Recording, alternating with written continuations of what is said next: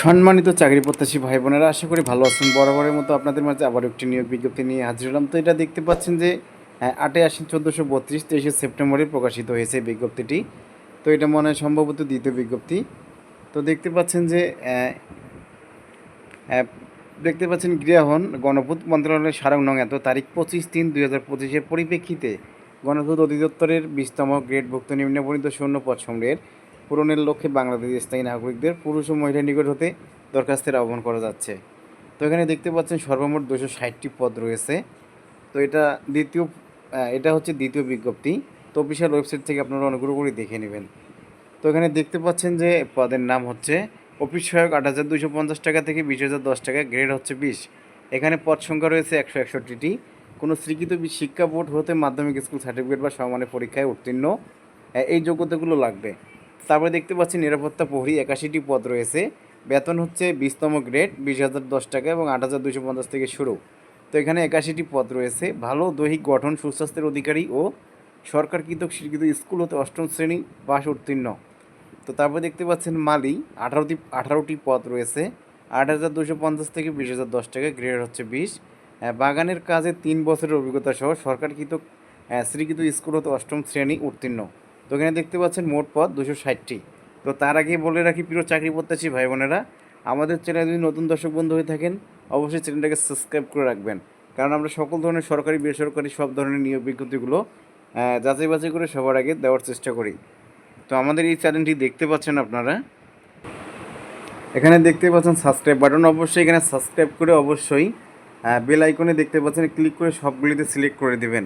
তাহলে আমাদের পরবর্তীতে ভিডিওগুলো আপলোড করব সবার আগে আপনার নোটিফিকেশন শো করবে। তো সবার আগে ভিডিওটি পাওয়ার সাথে সাথেই দেখার পর আপনারা আবেদনটি কমপ্লিট করে নিতে পারবেন এবং যাচাই বাছাই করতে পারবেন। তো অবশ্যই অনুরোধ থাকলো চ্যানেলটিকে সাবস্ক্রাইব করে অবশ্যই ভিডিওতে একটি করে লাইক করবেন, কারণ আপনাদের একটি লাইক আমাদের ভিডিও বানাতে কিন্তু পরবর্তীতে উৎসাহ বাড়ায়। তো চলুন বেশি কথা বাড়াচ্ছি না, বাকি যে বিস্তারিত আলোচনা আছে সেগুলো আপনাদের মাঝে শেয়ার করব। তো এখানে প্রতিটি চাকরির ক্ষেত্রে কিছু শর্ত সমূহ থাকে, তো এটা নিয়েই আমরা আলোচনা করব। দেখতে পাচ্ছেন ১ নম্বরে উপরে উল্লিখিত পদ সমূহের জন্য বাংলাদেশের সকল জেলার প্রার্থীগণ আবেদন করতে পারবেন। তো এটা ভালো একটি সুখবর। ৬৪ জেলার মানুষ এখানে আবেদন করতে পারবেন। তারপর দেখতে পাচ্ছেন ১/১০/২০২৫ তারিখের আবেদনকারীর বয়স ১৮ থেকে ৩২ বছরের মধ্যেই হতে হবে। বয়স প্রমাণের জন্ম নিবন্ধন, জাতীয় পরিচয়পত্র বিবেচনা করা হবে। বয়সের ক্ষেত্রে কোনো অ্যাফিডেভিট গ্রহণযোগ্য হবে না। একজন ব্যক্তি উপরে উল্লেখিত পদ সমূহের যে কোনো একটির জন্য আবেদন করতে পারবেন। মৌখিক পরীক্ষার সময় সকল সনদপত্রের মূল কপি প্রদর্শন করতে হবে এবং দাখিলকৃত আবেদনপত্রের মুদ্রিত কপি সহ সত্যায়িত এক সেট সনদ প্রার্থী দাখিল করতে হবে। প্রার্থীকৃত প্রদত্ত কোনো তথ্য বা দাখিলকৃত কাগজপত্র জাল, অসত্য অথবা বিজ্ঞপ্তিতে চাওয়া শর্তের সাথে অসামঞ্জস্যপূর্ণ প্রমাণিত হলে কিংবা পরীক্ষার নকল বা অসাধু উপায় অবলম্বন করলে সংশ্লিষ্ট প্রার্থীর প্রার্থিতা বাতিল করা হবে এবং তার বিরুদ্ধে যথাযথ আইনানুগ ব্যবস্থা গ্রহণ করা হবে। ভুল তথ্য, জাল কাগজপত্র প্রদর্শিত হলে পরীক্ষায় উত্তীর্ণ যে কোনো প্রার্থিতা যে কোনো পর্যায়ে বাতিল করার ক্ষমতা কর্তৃপক্ষ সংরক্ষণ করে। নিয়োগ সংক্রান্ত বিষয়ে নিয়োগকারী কর্তৃপক্ষের সিদ্ধান্তই চূড়ান্ত বলে গণ্য হবে।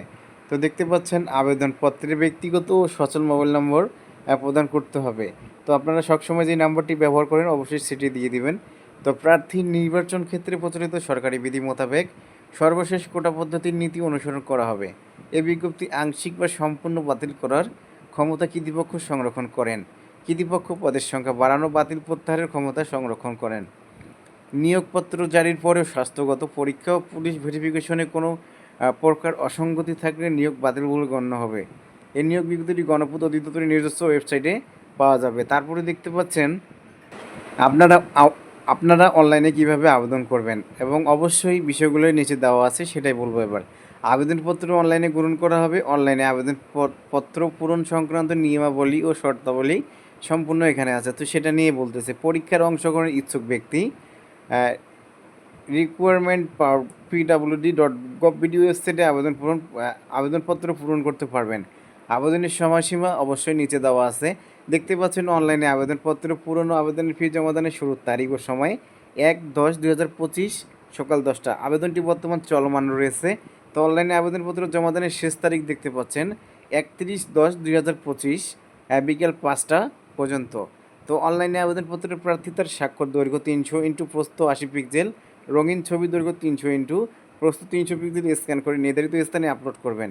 আবেদনকারী শিক্ষা অভিজ্ঞতা, দক্ষতা ইত্যাদি সংক্রান্ত সনদের কপি আবেদনের সাথে আপলোড করতে হবে। অনলাইনে আবেদনপত্রের পূরণকৃত তথ্য যেহেতু পরবর্তী বিভিন্ন ক্ষেত্রে ব্যবহৃত হবে, সেহেতু অনলাইনে আবেদনপত্র সাবমিট করার পূর্বেই পূরণকৃত সকল তথ্যের সঠিকতা সম্পর্কে প্রার্থী নিজে শতভাগ নিশ্চিত হবেন। প্রার্থী অনলাইনে পূরণকৃত আবেদনপত্রের একটি রঙিন প্রিন্ট কপি পরীক্ষা সংক্রান্ত যে কোনো প্রয়োজনীয় সহায়ক হিসেবে সংরক্ষণ করবেন। পরীক্ষার ফি প্রদান। অনলাইনে আবেদনপত্র অ্যাপ্লিকেশন ফর্ম যথাযথভাবে পূরণ করে নির্দেশনার মধ্যে ছবি ও স্বাক্ষর আপলোড করে আবেদনপত্র সাবমিট করা সম্পন্ন হলে কম্পিউটার ছবিসহ অ্যাপ্লিকেশন প্রিভিউ দেখা যাবে। নির্ভুলভাবে আবেদনপত্র সাবমিট করা সম্পন্ন হলে প্রার্থী একটি আবেদন কোড,